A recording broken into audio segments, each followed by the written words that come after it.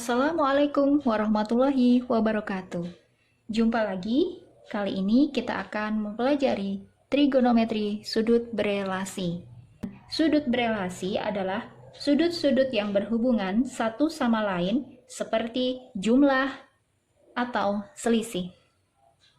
Nah, di sini dalam trigonometri yang akan kita bahas ini, sudut berelasi dengan sudut-sudut yang besarnya ada 90 derajat plus minus alfa, kemudian ada 180 derajat plus minus alfa, ada juga 270 derajat plus minus alfa, dan yang terakhir ada 360 derajat min alfa.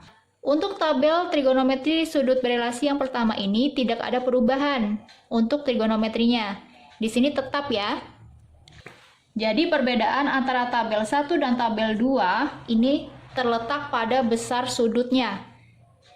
Apabila kamu menggunakan sudut 90 derajat dan juga 270 derajat, di sini kamu harus merubah trigonometrinya.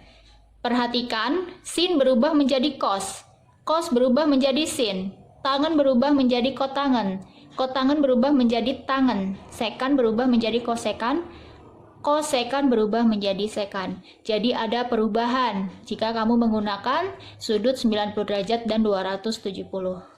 Kita ke contoh soal. Kita coba di kuadran pertama.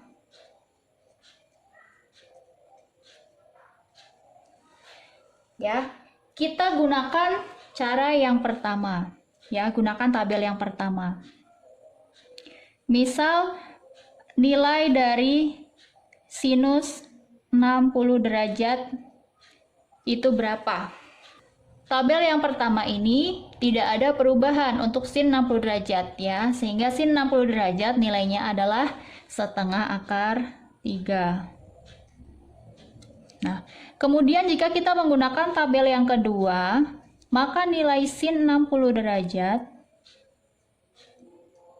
Nah, kita lihat untuk tabel yang kedua, untuk kuadran 1 ini bukan sin alfa ya. Kalau tadi yang pertama menggunakan sin alfa, nah ini untuk yang kedua, tabel yang kedua ini, kita gunakan untuk kuadran satunya adalah 90 derajat min alfa.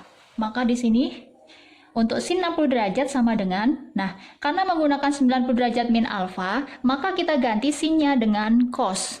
Ya, jadi berubah trigonometrinya. Di sini kita tuliskan cos, sudutnya adalah 90 derajat min alfa. Nah, di sini alfanya berapa? Supaya 60 derajat. Maka di sini alfanya adalah 30 derajat. Nah, di kuadran 1 jelas positif semua ya. Maka di sini yang kita ambil adalah yang 30 derajatnya. Di sini sin 60 derajat sama dengan cos 30 derajat. Kamu ingat cos 30 derajat itu adalah setengah akar 3. Nah, sama hasilnya ya. Ada yang mengatakan untuk tabel yang kedua ini namanya sudut berkomplemen ya. Bisa kamu tulis di sini, namanya adalah sudut berkomplemen.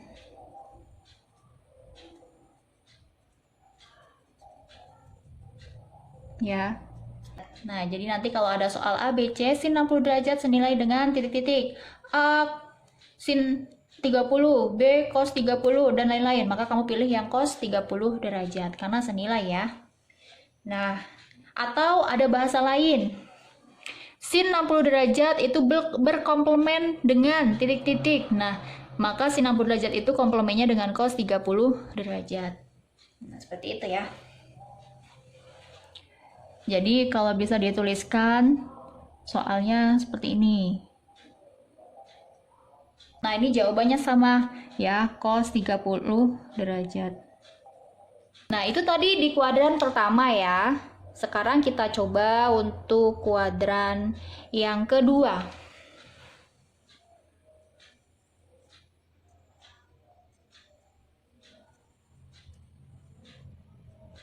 Nah, misalkan ada soal, carilah nilai dari kosinus 135 derajat. Berapa? Nah, kita coba dengan Cara yang pertama yaitu dengan tabel yang pertama ya. Seperti ini. Nah, kita cari cos 135 derajat itu sama dengan, jika menggunakan tabel yang pertama, maka sudutnya adalah 180 derajat min alfa, ya. Karena 135 derajat itu letaknya pada kuadran kedua. Baik, kita tuliskan karena di sini tidak berubah atau tetap ya, karena menggunakan tabel yang pertama, maka di sini tetap kita tuliskan cos. Oh ya, ini harusnya minus ya. Karena di kuadran 2 itu yang positif hanya sin dan kosekan. Ini kurang minus semua. Cosnya kita tulis cos buka kurung. Di sini kita tuliskan sudutnya 180 derajat min alfa. Ya, kemudian alfanya berapa supaya 135 derajat? Berarti di sini alfanya adalah 45 derajat. Nah, yang kita ambil yang ini 45 derajatnya. Ya, karena di kuadran kedua cos bernilai negatif. Ya, maka di depan sini kita tuliskan negatif cos 45 derajat. Nilainya berapa? Nilainya adalah cos 45 itu setengah akar 2. Maka di sini untuk cos 135 derajat nilainya adalah negatif setengah akar 2. Nah, bagaimana dengan cara jika menggunakan tabel yang kedua atau sudut berkomplemennya? Kita coba ya.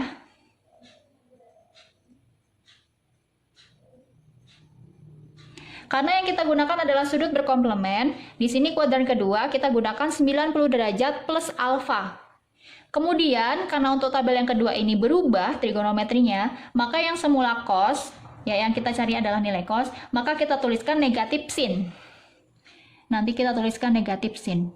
Ya, kita tuliskan dulu. Sinus buka kurung, kebalikannya kosin. Kemudian kita tuliskan 90 derajat plus alfa. Nah, di sini alfanya berapa supaya 135 derajat? Ya, alfanya adalah 45 derajat. Nah, yang kita ambil adalah 45 derajatnya.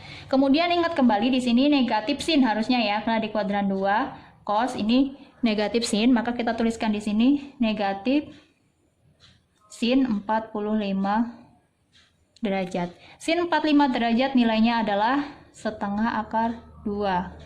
Nah, ini negatif ya, nilainya sama. Kan? Cara apapun yang kamu gunakan, jika kamu ingin menggunakan tabel 1 atau 2, itu tidak masalah. Hasilnya akan tetap sama ya. Jadi prinsipnya adalah, jika kamu menggunakan tabel yang kedua, maka kamu harus merubah terlebih dahulu trigonometrinya. Oke, kuadran 1 sudah, kuadran 2 juga sudah. Sekarang kita coba ke kuadran yang ketiga. Oke, di atas ini ya, kita coba untuk kuadran yang ketiga. Nah, kuadran yang ketiga, misal ada contoh soal, carilah nilai dari sekan 225 derajat, misal. Nah, kita coba cari tahu terlebih dahulu dengan cara menggunakan tabel yang pertama. Ya. Sekan. Nah, di sini 225 derajat itu terletak pada kuadran ketiga, ya teman-teman. Kuadran ketiga untuk sekan pada tabel yang pertama ini bernilai negatif.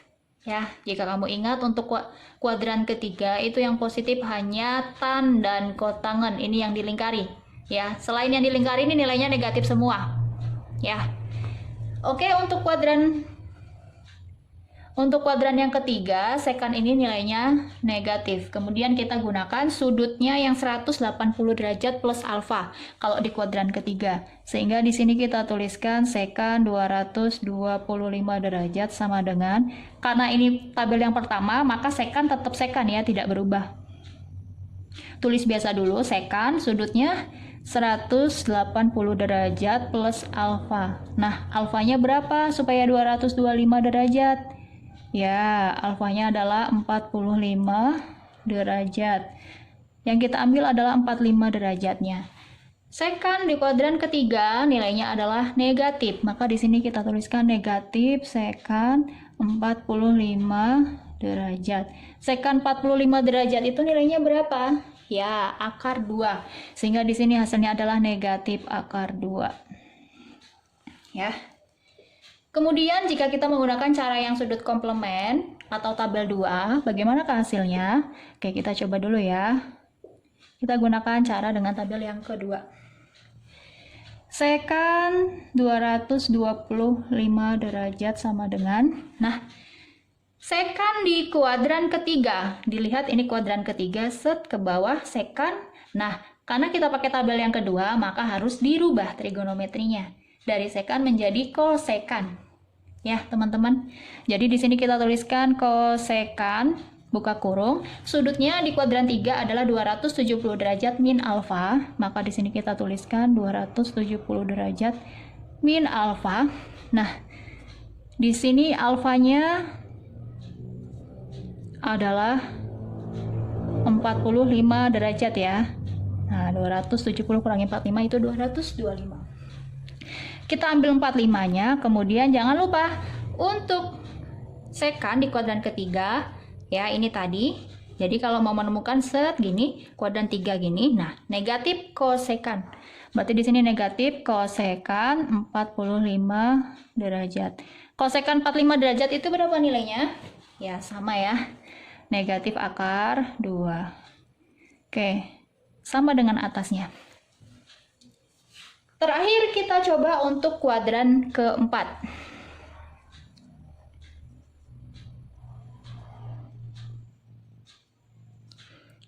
Kuadran keempat. Oke, kuadran keempat misal ada soal yang belum apa nih soalnya? Tangan ya. Oke, misal diminta carilah nilai dari tangan 300 derajat misal. Nah, 300 derajat itu letaknya pada kuadran keempat. Kita coba selesaikan dengan cara yang pertama, menggunakan tabel ini, yang trigonometrinya tetap ya. Nah, ini tangan 300 derajat. Nilainya sama saja dengan tangan, buka kurung, kita pakai sudut kuadran keempat, ini 360 derajat min alfa ya. Di sini 360 derajat min alfa. Alfanya berapa supaya 300? Ya, alfanya adalah 60 derajat. Nah, kita ambil 60-nya. Di kuadran keempat, tangan bernilai negatif. Sehingga di sini kita tuliskan negatif tangan 60 derajat. Tangan 60 derajat nilainya adalah akar 3. Maka di sini hasilnya adalah negatif akar 3. Tuh ya. Kemudian kita cari untuk cara yang kedua atau menggunakan tabel yang kedua. Tangan 300 derajat sama dengan, jika menggunakan tabel yang kedua, trigonometrinya harus dirubah. Ya, tangan menjadi kot tangan. Nah, kita lihat di kuadran keempat ini menjadi negatif kot tangan. Ya, kemudian sudutnya adalah 270 derajat plus alfa. Maka di sini kita tuliskan kebalikannya tan adalah kot tangan, sudutnya 270 derajat plus alfa. Ya, alfanya berapa supaya 300? Ya, kot tangan 270 derajat plus 30 derajat ya, supaya 300. Kemudian tangan di kuadran keempat menjadi negatif kot tangan. Maka di sini yang kita ambil 30, jangan lupa dikasih negatif kot 30 derajat. Kot tangan 30 derajat nilainya adalah akar 3. Maka di sini hasilnya juga negatif akar 3. Baik, sama semua ya. Intinya adalah cara 1 atau cara 2 yang kamu gunakan itu hasilnya akan sama. Terima kasih atas perhatiannya. Semoga bermanfaat. Wassalamualaikum warahmatullahi wabarakatuh.